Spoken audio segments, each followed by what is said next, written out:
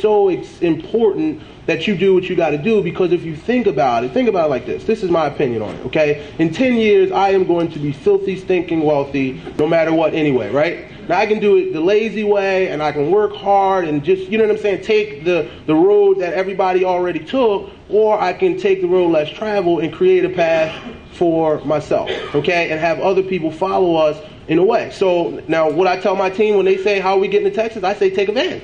You know what I mean? Why? Because I took it. Now, wouldn't you agree if I never, ever took a 15-passenger van somewhere and I'm telling you to take a 15-passenger, like that's almost how I felt about Jamilla, but I love Jamilla. So, you know what I mean? She's like, take a van. I'm like, sure. I know you're not taking a van.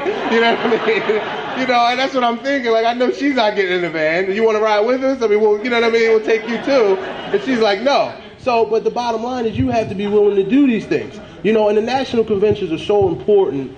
You know, just I remember talking to a guy, you know, before Baltimore, okay, and I'm just going to finish right here. We're talking to a guy in Baltimore 2 weeks before the National. He was brand new, and he said, I'm really excited. You know, he said, you know, I talked to Patrick Mazer, I talked to Jamilla Steele, I talked to this person, I prayed about it, I think this National is going to change my life, right? This is literally what he said. I think that, you know, I asked God to give me the tools and everything that I need to go out and have success. This is what he's saying, right? So I said, great. The next week I see him in a Tuesday night meeting.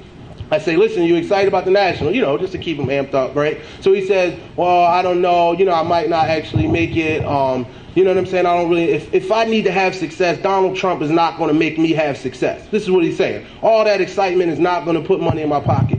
And I said to him, listen, I said, a week ago I asked you, were you excited? And you said that you asked God, meaning you prayed for God or whatever you believe in, your higher being, to put the necessary things in front of you to go out and have success. Didn't you say that to me? He said, yes. So wouldn't you agree, you're asking for something, and then when it's coming at you, you're turning your head and looking the other way.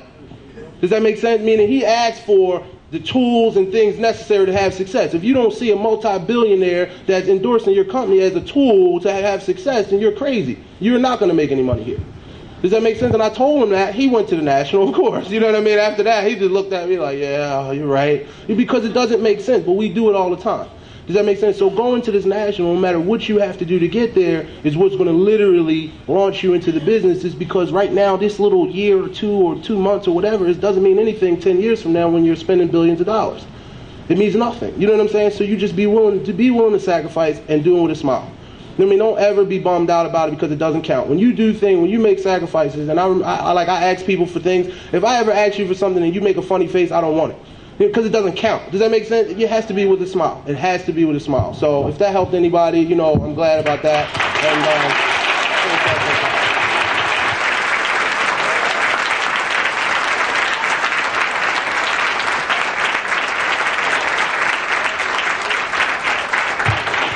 What's unbelievable is he actually came back and hit team coordinator based on that National.